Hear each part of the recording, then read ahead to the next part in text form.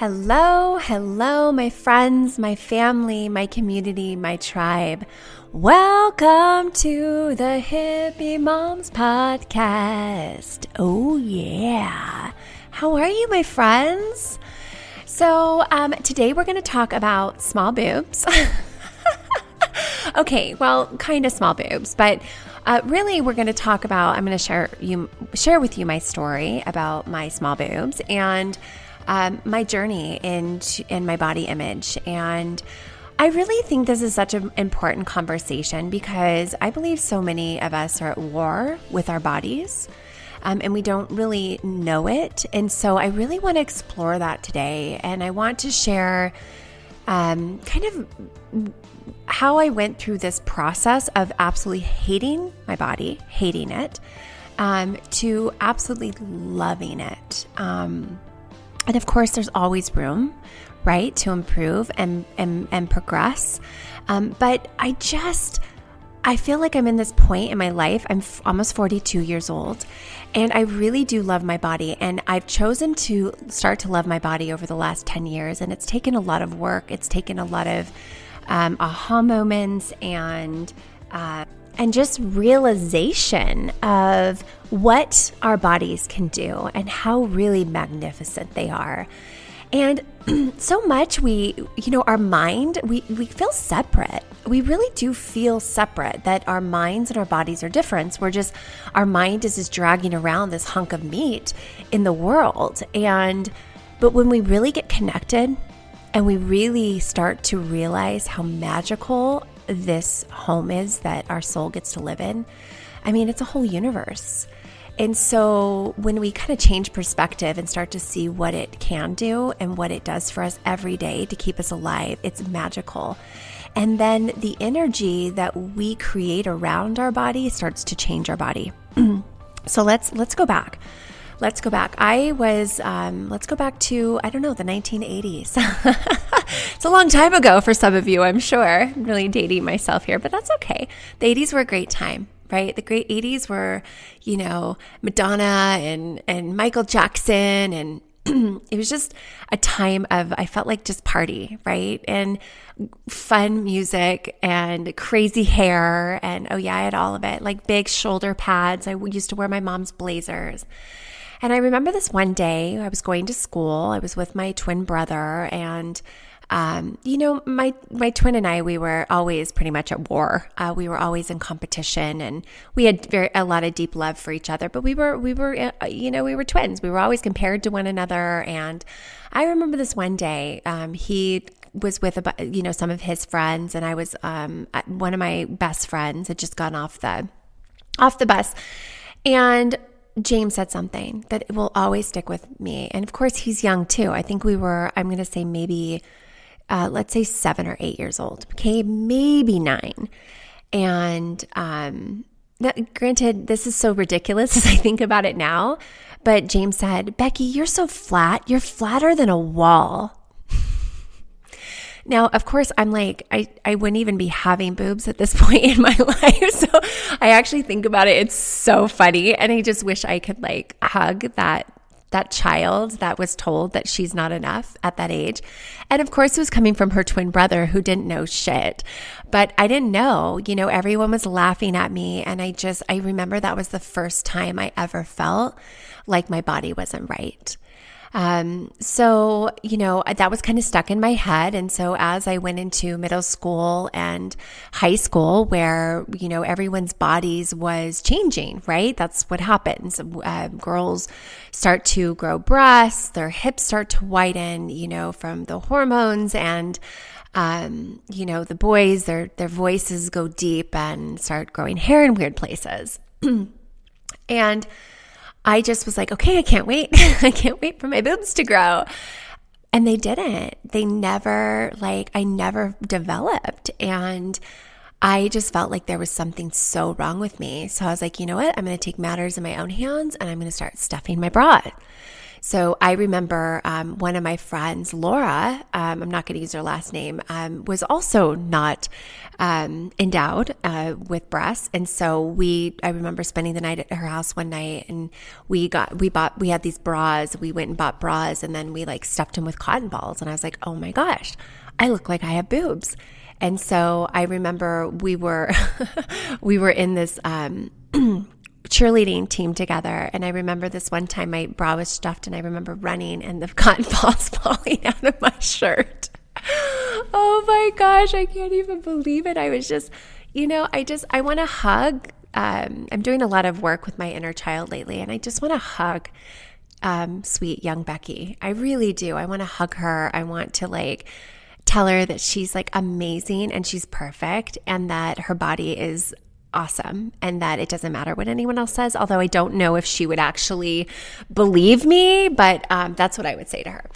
That's what I would say to a daughter, all the time. I would just fight for that, her body and her sovereignty and her, the magic that we all hold, that we live in. Anyway, so we're going to fast forward a little bit. I really struggled through high school and looked for different paddings and padded bras, and I was just so insecure. And then, of course, there came college where I would actually make out with guys and, have to go sneak away to this is so embarrassing, you guys. But I'm just putting it all out there because I'm sure someone can relate. And even if it's not small boobs, maybe it's something else, right? And so I would go and run and hide my stuffing. And then as we would be getting it on, the guy would put his shirt on my breast and be like, what the hell?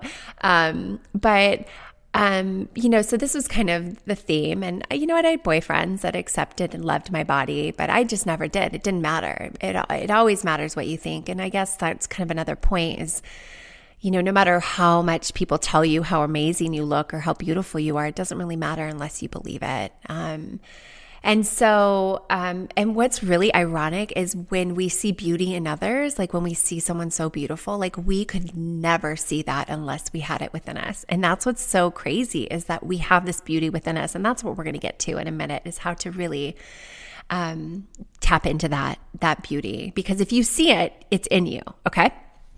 So yeah, I lived most of my life wishing I had another body, a body with bigger boobs, a more symmetrical face. I always thought my nose was so disgusting and ugly. I just dreamed of metamorphosizing into, one of the models and movie stars. And I think that's one of the biggest disservices to young women and men is these ideas of what people are supposed to look like. They're plastered all over magazines, all over, movies, and all these images that we see of people that are perfection. Little do we know that so much of what we see has been modified. That's not real. And I just, I glorified these people, and I glorified the way they looked, and I always compared myself to them. I would sit in front of the mirror and be like, my thighs are too fat. I need to work out more. I need to, I'm going to get a nose job. I'm going to get a boob job. And it's just I just, absorbed every ounce of this information that reinforced how imperfect I was. And I remember, I would always read Style and Teen Magazine. And I just remember every time I would put it down, I would feel sick. I would just feel like I had so much to do. I needed to work out. I needed to diet. I needed to buy new clothes. I needed all these things to be better, to feel better. And then, of course, I would buy new clothes, right? Or I would work out. But that emptiness, that void never went away. It never does. Even if you buy something cute, even now I bought this really cute jacket and I'm like, I love it. And of course now it's COVID and I don't get to wear it anywhere. But anyway, I'm still wearing my cute clothes in my house. I'm still wearing them. Screw it. I'm not gonna, cause it makes me feel good, but that's a whole other topic. But after I would buy something, I still, that void would come back. Maybe 5 minutes later, maybe 10 minutes later, maybe a day later, but it still always came back because then you would need something else, right? Whatever you got that filled that void is now old, the novelty's gone, and it just isn't doing what you thought it was going to do. So I was always just trying to improve myself. I was on this mission of improving myself. Now we're going to jump to 2002. I graduated college and I moved to Scottsdale, Arizona with a boyfriend that I was dating. It was either Denver, Arizona, and he had a friend in Scottsdale, in Phoenix, actually. And so we decided that I was going to move there. We were going to move there together. My parents really were not a fan of him, and we had a lot of struggles. I mean, it was just a dysfunctional relationship. He was a beautiful, beautiful person, but we were just not meant to, create a life together. But he was awesome. We always had so much fun. And we moved to Scottsdale. And I just remember how much my insecurity was heightened when I moved there. I mean, I could not believe all the perfect looking women. I mean, there were perfect breasts. It was the land of perfect women, tight butts, big boobs, perfect noses, flat abs. I was just like, oh my gosh, here I am moving to a place that is completely showing me how much I am not and how imperfect I am, which I think now is like the biggest gift. Of course, when you always look back and you connect the dots, you always see like the magic in these experiences. And I needed to move to Scottsdale. I needed this insecurity, this void to just explode so that I could find myself. So I saved. I got a job. Well, first, let me say this. I got a job in commercial real estate. Right when I got there, I went and interviewed and I got this job as being a marketing person for a commercial real estate team. Now, my whole family is my mom, my dad, my aunt, a lot of people that I know here in Albuquerque were in real estate. And so I just felt like, that was a part I mentioned earlier is, I was kind of told and not like to not anything negative on my family, but the message I was always told is go make money and you'll be happy.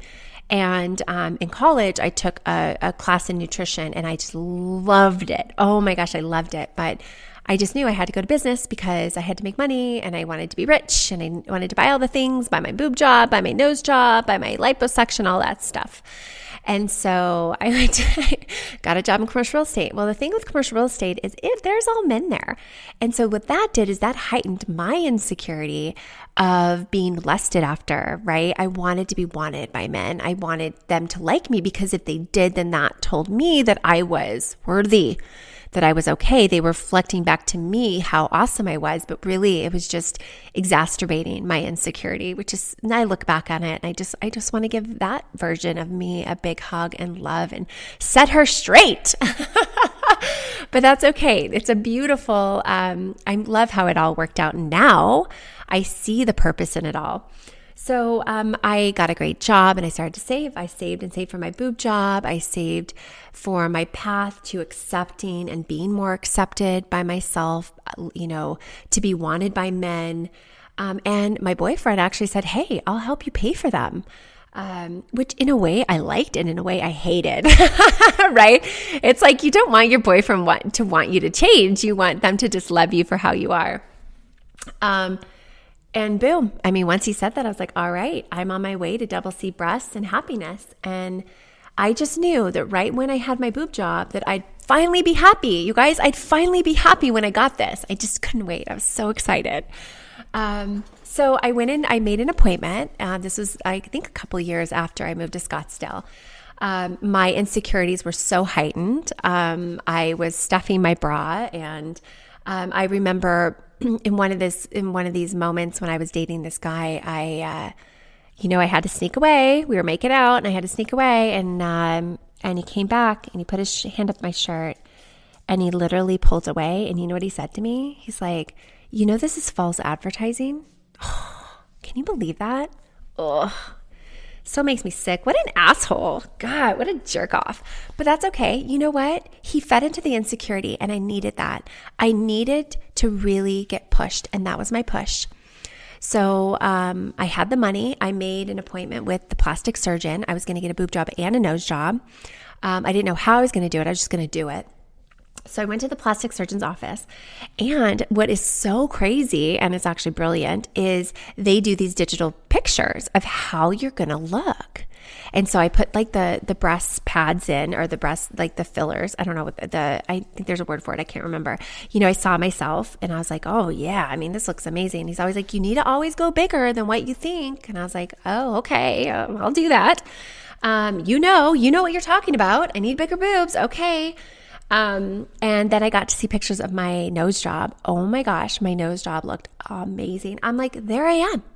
That is the optimal version of me, which is really funny if you think about it, because I'm talking a lot on this podcast about I'm on a mission to become my optimal self. I really am. I want to just cut off and get rid of all the thoughts, things that don't serve me, and to my highest good, and to the people that are around me. I really want to become just awesome, present and creative, and really start to create the life that I know that I love and I deserve, that you deserve. You deserve that as well, just so you know. And so what's so funny is when I saw myself, I'm like, oh, there I am. That's me. I'm going to be happy. So I looked amazing, by the way. I really did. And I couldn't wait. All of these images of models and becoming this perfect person, it was like it was right in front of me. So the surgeon was ready to schedule my surgeries. And when I went to go make the appointment and put down the deposit, I literally got sick. My stomach, I felt like I was going to vomit. My stomach was tied up in knots. I felt nauseous. So much so that I was like, listen, I just going to take a little bit of time. I'm going to call you back. I have the money. I'm not feeling well. I just need to leave. I mean, it literally made me leave. They were annoyed. They were annoyed. I wouldn't be surprised if this happened before. I really wouldn't. I mean, this was my intuition. This was my gut. This was like every part of my life. The future Becky saying, no, you got this. You don't need anything to change. But at that point, I so needed everything to change to be okay with myself. And so that actually, because they were annoyed, I was like annoyed. I was like, well, F you. Like, if you can't just be gracious and, give me this time and space, I'm going to give you like $10,000, $15,000. I don't even remember how much it was. It was crazy, ridiculous. And I left the office and I just felt dazed and confused. Remember that movie? If you're as old as I am, maybe you remember that movie. I was defeated and I was just so upset. So I decided, you know what, I wasn't really in tune with my body back then, but I knew that something was going on. So I took a couple weeks to think about what I was really planning to do. Now, I took some time. I really took some time. And the time when I moved to Scottsdale and when I really had this epiphany was quite some time. And I never actually ended up going back to the surgeon's office. Every time I would even call or think about it, that feeling would come back. So we're gonna kind of move forward to one of the most magical moments of my life. And this was actually, everything changed. I was really in a place where I still wanted the surgeries. I still wanted the nose job, but I guess I wanted to do it. I kind of realized in a way that I didn't want to do it just so that I would be liked or thought I was prettier.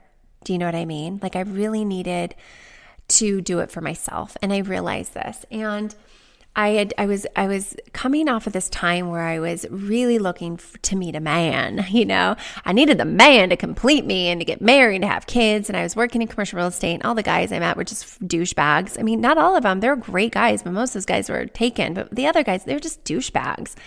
And all they wanted, was just to wham, bam, thank you, ma'am, and then talk about it with their friends. And I'll be honest, like, I had some of those, I thought, maybe I could see something beyond the douchebaggishness, but that's okay. And it doesn't matter. They're not really douchebags. They are who they are. It's just in that time, that was the energy between us. So it was meant that I wasn't to spend the rest of my life with any of them.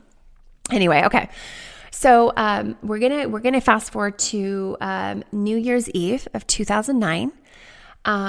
This was about a month before my 30th birthday, and this was a big thing for me because I was turning 30. I didn't have any prospects of men. I didn't have any. I was kind of, I was in a job, continued working in this job that just was. soulless for me. It was making rich people richer. And I'm not saying that anyone in real estate, like there's people that love it and do it, and that's their mission, that's their purpose, and they thrive and they make money and they make create an amazing life for their family. But for me, personally, it was soulless. It really was. For me, it was, I just saw so much dirty dog nature, like just stuff that happened to me, deals taken out right out from under me, and me taking deals right out from other people. And it was icky. It was an icky energy, you guys. And so I was kind of at a loss, and I was still so unhappy with who I was. And so New Year's Eve, 2009, I had huge plans. And I was potentially, of course, going to meet the love of my life, because you do on New Year's Eve, right? I don't know about you, but New Year's Eve was always one of those magical nights where you could potentially kiss and meet someone new. I mean, you see it in movies all the time, so it has to be real, right? But plans had changed, and I ended up having nowhere to go. And yeah, I was all dressed up, right? So cliche, all dressed up, nowhere to go. So I was really bummed. I was going to be spending this holiday alone. I was going to be missing out on meeting the man of my dreams. So I began to numb. I poured myself a glass of wine. I scrolled through Facebook. And this is so funny. I was scrolling through Facebook. Oh, hold on there. My dog's barking. Oh, Dally Dally. Okay, sorry. That was my dog. He just someone walked by and he had to bark. He's protecting me. And I think he just wanted to say hi. Okay. So let's get back to it. I was drinking wine, scrolling through Facebook, and I remember seeing this quote someone had posted. I don't remember. And it was by Louise Hay. And it says something like, you've been criticizing yourself for years and it hasn't worked. Try approving of yourself and see what happens. And it was just this idea of being at war with myself for so long, being at war with what I didn't like about myself, what I wanted to be better, how I was comparing myself to others. And it was just this idea of, well, what if I could make peace with myself? What if I could make peace with myself? Like, it was just so incredible. It was like a light went off. I mean, I'd been hating my body, wishing it was different ever since I could remember. I mean, this was my epiphany. It really was. It was really this a moment. That night, I drank a bottle of red wine. I smoked a big joint. I really liked marijuana back then, and I don't discriminate against it now. And I danced to Bob Marley until 2 a.m. in the morning. I saged my condo I was living in. I lit candles, and I did a burning. I did, like, I don't know, it just came to me, and I started to write all the things down that that was self-limiting beliefs, the things about my body, about my life. It was like this like wake up. Now, of course, I was in a very, intoxicated state. And maybe that's just it was what I needed. I don't recommend doing that. I think, this was the only time in my life I had this really epiphany, when I'd been drinking and smoking. So, it's not something that I recommend doing, but what I do recommend is I love doing the burnings. I think they're very significant in a way that we can express what we want to the world, to God, to the universe, whatever your higher power is. And so what I did is I wrote down all the self-limiting beliefs. I'm not enough. My boobs are too small. My butt's too big. My nose is ugly. I'm never going to meet the man of my dreams. All the things that I did not want. And you know what I did? I got a bowl, a pan. I went outside, like a big stock pot, and I lit all that shit on fire. There were little pieces of paper, and I lit it on fire. And I was just like, I think I was chanting. I mean, my neighbors were just like, shh. I'm like, it's not even, it's New Year's Eve. Anyway, so this was an awakening for me, you guys. And you know what's crazy? I wasn't planning to share this, but this is what's crazy. 7 days later, I met Scott, my husband, which is so amazing.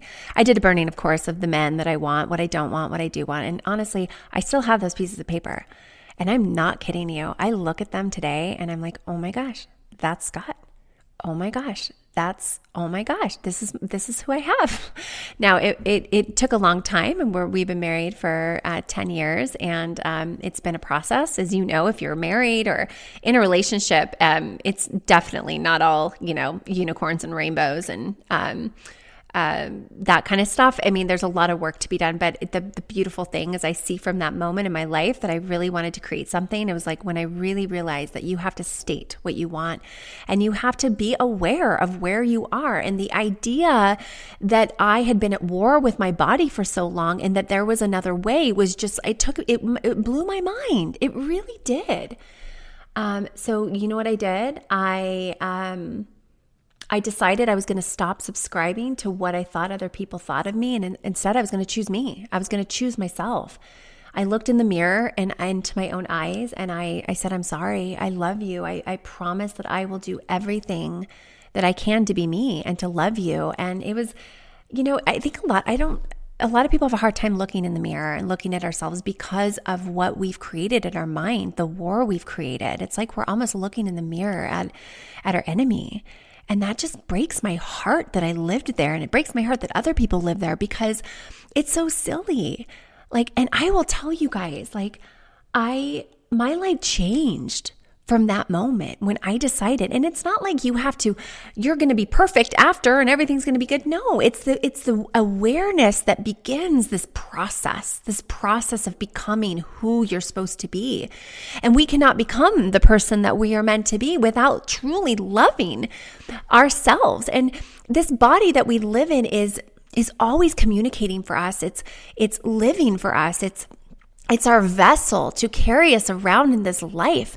And when we love it, I'm going to tell you, I'm not kidding. Over the next few months, my life changed. I not only met my husband, my body began to change. I seriously started loving my body. My body began to change. My boobs still flat, but they started to shape differently. I just started to find clothes that looked good on me. I threw away my padded bras and my stuffing. And I would have burned it, but I felt like burning that stuff would have been really toxic. And I didn't want to breathe any of that or even be near it. But rather than hating it, I chose to love it. And it was just this idea, this knowing that this completely changed my life. I just embraced the shape of my body and that God gave me. And I started to, again, use clothes in a way that accentuated things that I loved about my body. And I don't know if this waking up comes with age. I'm just so glad that I woke up to this truth and that I woke up so that I could share this with you. And man, I want you to love your body because hating it it doesn't get you anywhere. It's like worrying, right? Worrying gives you something to do, but it doesn't get you anywhere. That's what hating your body does.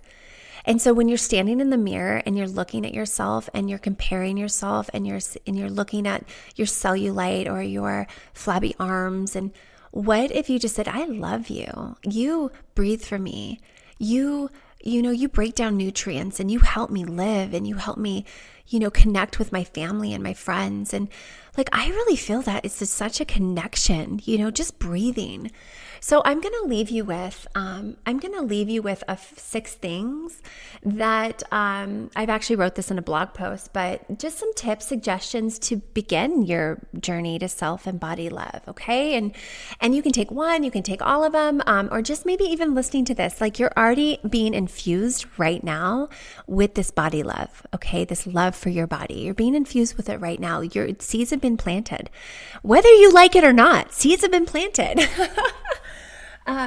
So the first thing that I always recommend in anything that we want to change, any kind of thoughts that we want to overcome or maybe just, reimagine, and that's finding stillness.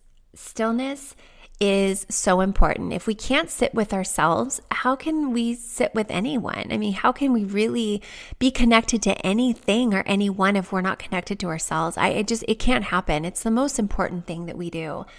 We have to become aware of these self-limiting beliefs and these habitual thoughts that continue dragging us down. Like we're dragging ourselves down, all right? It's nobody else. And if we have people in our relationship that are in our relationships that are doing that, it's because we do it to ourselves. So that's where we have to start, is through ourselves. Beginning a consistent meditation practice, a prayer practice, has helped me so much. And I just really think, even if it starts with 5 minutes, 10 minutes, I do 30 minutes a day, and it's incredible. It's so amazing. And it is the most important thing for you to do. If you think you don't have time for it, let me tell you, you don't have time not to do it. Okay. You must do it. It is vital for us to get into our mind and to start to examine our lives and our thoughts. Okay, next I want you to really see what your body can do. We look past the miracle of the universe we're made of. I mean, we're literally walking and talking universes. We have more cells in our body than the stars in the sky, and it works tirelessly day and night to keep you alive and to keep you healthy. It's magnificent, and it deserves deep appreciation, acknowledgement, and just to see in awe. I mean, if you really knew what your body does, it's so amazing. And this is why I think it's so important, because when you really start to connect with your body, really start to appreciate it, you're going to want to fuel it. You're going to want to move it. You're going to want to sit in stillness. You're going to want to take care of it, because when you take care of it, it takes care of you. You are one and the same. Mind, body we are so integrated into one another. We are not separate, and we have to stop living separately. The next thing is cultivate gratitude for your body. It's so easy to pick ourselves apart and focus on what we don't like, but shift your perspective, shift your thoughts. What do you love about your body, right? And if you're like, nothing, well, that's bullshit. Because let me tell you, if you love to ride a bike, or you like to go on walks, or you like to spend time running around with your kids or sitting on the floor with them, your body is doing all of that. Your body is helping you do all the things that you love. So focus on that. Appreciate it. Cultivate gratitude, right? It's not like just be grateful. No, you have to cultivate it. You have to really think and say, what do I love about my body? The next thing is stop consuming media that reinforces your insecurity. Let me tell you, I do not read any freaking beauty magazines or anything like that anymore. People magazines, no more. That's just trash for me. And anyway, some people love it. It's entertaining. Good for you. But if you stop, anytime you look at media, and you walk away and you feel like crap, that's a sign. Pay attention to it. Women are airbrushed and not truly represented in today's media. Turn off your phones. Put down these beauty magazines and consume instead inspirational content and information that makes you feel good, right? These are things that make you feel good, and take action. Do things that make you feel good. This is why movement, we are wired for our bodies to love movement because it's so good for us. That's why we get endorphins. That's why we get all these great, amazing chemical compounds that reinforce that behavior, right? So if you're not doing it for a long time, you're going to feel like shit because you're not getting those chemicals, those pathways that we're meant to have. This is why we must take care of our body, because when we do it, we're given the gift of feeling good, and that's why it's so important. Now, this might be cheesy, this next one, but I swear it is so amazing and it's powerful. Look at yourself in the mirror. Look into those beautiful brown, blue, purple, white, whatever color eyes you have. White eyes are, who knows what color eyes you have.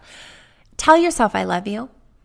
And I get it. I know this is kind of, you're just like, ugh. But I cannot express how effective it is. We can tell everyone around us we love them, but we can't tell ourselves. I mean, just try it, okay?